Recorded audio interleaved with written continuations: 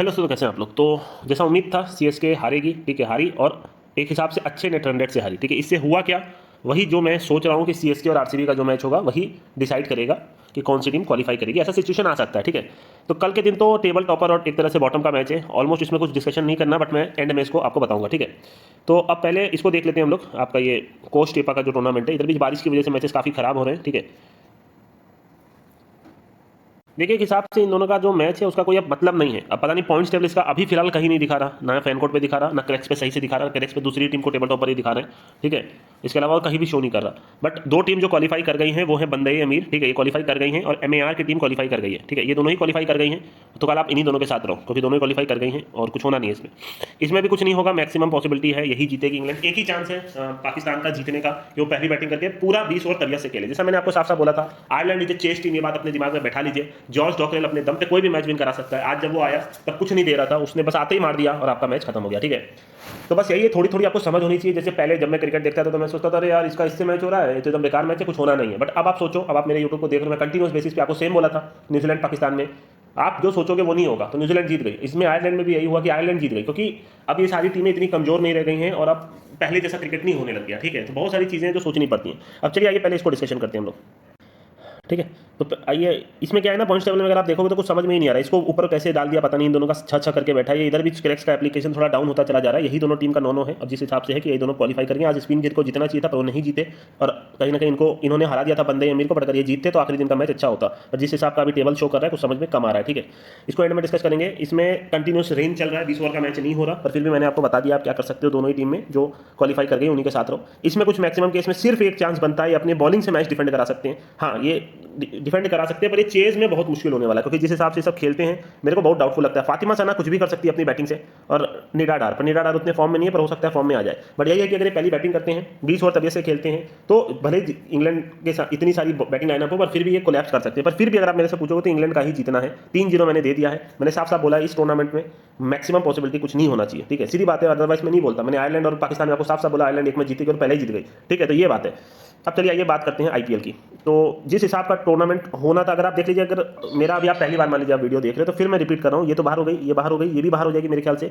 ये 3 team qualify कर जाएगी, और इन चारों में कोई एक टीम जिनका चारों का साथ ही होना चाहिए। ये चीज़ मैं आपको आज से नहीं बोल रहा हूँ, पिछले एक हफ्ते से बोल रहा हूँ, और अभी तक वही चल रहा है जैसा मैंने आपको समझाया था, ठीक है। सीएसके आज हारी, वो भी मोटा हारी अगर आप देखोगे तो, ठीक है। इससे हुआ क्या, उनका नेट रन रेट और कम हो गया, और कल जैसे आरसीबी का जो हमने बनाया था वो माइनस नहीं प्लस में था। तो अगर आप इस तरीके से देखोगे तो अब इन दोनों के बीच नेट रन रेट कम हो गया, और इन्हीं दोनों का आखिरी मैच है। अगर मान लीजिए नेक्स्ट मैच आरसीबी जीतती है तो इसका थोड़ा सा नेट रन रेट बढ़ेगा। सीएसके थोड़ा सा मान लीजिए मैच, उससे कोई हालांकि फर्क नहीं पड़ने वाला कहीं ना कहीं, क्योंकि इसका ये मेरी थिंकिंग थी कि नेक्स्ट मैच अगर सीएसके जीत जाएगा तो ये 7 कर लेगा। उस केस में जो आखिरी मैच इन दोनों का होगा, थोड़ा आरसीबी को नेट रन रेट से जीतना पड़ेगा। बाकी एलएसजी का नेट रन रेट इतना पुअर है कि वो मैक्सिमम केस में इनको दोनों मैच जीतना पड़ेगा, जो पॉसिबल नहीं है। एक मैच तो उसको दिल्ली से ही खेलना है, तो ये बात है, ठीक है। देखिए, नेक्स्ट मैच अगर आरसीबी दिल्ली को हरा देता है, ठीक है, अभी मैं पहले आपको थोड़ा और देखते हैं। अगर नेक्स्ट मैच आरसीबी दिल्ली को हरा दिया तो दिल्ली बाहर हो जाएगा, क्योंकि दिल्ली का फिर 13 में 6 रह जाएगा, और इनका नेट रन रेट काफी पुअर है। अब इनका जो लास्ट मैच है दिल्ली का वो एलएसजी से है, और इनका नेट रन रेट इनको पूरा हैवी करना बहुत मुश्किल होने वाला, ठीक है। अब देखिए, अगर एलएसजी का हम लोग नेक्स्ट मैच देखेंगे तो हमारा जो एलएसजी का नेक्स्ट मैच है वो है आपका दिल्ली के साथ, ठीक है। अगर मान लीजिए ये मैच, ठीक है, उतना दूर न जा करके हम लोग एक एक का बात करते हैं, पहले कल का क्लियर कर देते हैं, ठीक है। तो इससे होगा, फिर आप वीडियो बंद कर सकते हैं, फिर क्योंकि कुछ समझ में नहीं आता कभी कभी, तो मैं कुछ भी बोलता हूँ, ठीक है। कल हमारी टीम ये दोनों रहेगी। टेबल थोड़ा सा अगर आप जाके देखोगे तो किधर भी टेबल पता नहीं क्या दिखा रहा है, बट जो क्वालिफाई कर गई आप उनके साथ रहो, ठीक है। इसमें कुछ नहीं होगा मेरे हिसाब से। इट हैज टू बी 3-0, बस सीधी सी बात। मेरे को आयरलैंड में लगा था तो मैंने आपको बता दिया था चेज हो सकता है, चेज हुआ जिस हिसाब से मैंने बोला था, ठीक है। इसमें मेरे को टूर्नामेंट में कुछ भी होने की उम्मीद नहीं। इंग्लैंड की टीम एक्सट्रीमली स्ट्रॉग है। पाकिस्तान सिर्फ अपनी बॉलिंग से, वो भी तब जब इनकी पहली बैट करके अच्छा खासा रन बना दे, कम से कम 140, 50, 60 का टोटल बनाए तो ही कुछ हो सकता है। बाकी ये नहीं जीत सकते मैक्सिमम केस में मेरे हिसाब से, ठीक है। कोलकाता मुंबई में अगर आप मेरे से पूछोगे तो कल अगर हम लोग पॉइंट्स टेबल देखेंगे तो कुछ अफेक्ट नहीं करेगा, कोई भी टीम जीते कोई भी टीम हारे, ठीक है। इसका ये हम लोग थोड़ा और डिटेल, क्योंकि इस तरीके से मैं प्रेडिक्ट नहीं, कोई फर्क नहीं पड़ेगा, ठीक है। कोलकाता को किससे किससे खेलना है वही मैं देख लेता हूँ। ऐसा है कि इस मैच से पॉइंट्स टेबल पर कोई इंपैक्ट नहीं पड़ेगा। मेरा जो पिछला 4 मैच सही हुआ है वो पॉइंट्स टेबल के हिसाब से सही हुआ है, तो इससे पॉइंट्स टेबल पर कुछ नहीं इंपैक्ट पड़ेगा। कोलकाता टेबल टॉपर ही रहेगी, टॉप 2 में रहेगी, और मुंबई क्वालिफाई नहीं करेगी। तो आइए बात करते हैं हो क्या सकता है, ठीक है। देखिए, ऐसे देखा जाए तो लास्ट मैच ये जीते हैं, ठीक है। लास्ट मैच अगर हम देखेंगे तो इन्होंने अच्छा खासा चेस किया, सूर्य कुमार यादव ने परफॉर्म कर लिया। देखिए, नमन धीर को खिलाना नहीं चाहिए मेरे ख्याल से, और बाकी टीम में अंशुल कंबोज भी अच्छे लग रहे थे। बाकी टीम वही हारती है तो टीम फिर खराब लगती है, और आपने देख लिया रोहित शर्मा खेल ही नहीं पाए पूरे टूर्नामेंट में, सिर्फ नाम है, काम कुछ नहीं है। ठीक है। अगर इसमें देखा जाए तो इन दोनों ने पूरा टूर्नामेंट चेंज कर दिया अपनी बैटिंग से। बाकी ये सब बैटिंग अच्छी कर रहे हैं, इनकी बॉलिंग थोड़ी सी डाउन है अगर आप देखोगे तो, ठीक है। लास्ट मैच में हालांकि मिचेल स्टार्क ने काफी अच्छा किया, आपके सुनील नारायण ने अच्छा किया, तो यही है टेबल टॉपर के साथ रहते हैं। इवन तो मुंबई की टीम स्ट्रॉग है, तो इसमें मैं ज़्यादा कुछ नहीं आपको बोलूंगा। कल का दिन थोड़ा ठंडा रही है, ठीक है। बंदे अमीर आप इधर की ही चारों टीम पकड़ लीजिए, ठीक है। क्लियर यही रहेगा कल के दिन पर। मैं ये बता रहा हूँ आपको, आईपीएल अभी तक जो मैंने दिया है वो टेबल के हिसाब से दिया है, तो कल टेबल से कुछ अफेक्ट नहीं करेगा। तो कल सिर्फ मेरे को लगा के बेसिस पे मैं दे रहा हूँ, और टेबल टॉपर के ट्रिक के हिसाब से दे रहा हूँ कि भैया चलो केकेआर टेबल टॉप पे है। अभी तक मैंने जो 4 बोला वो जीती।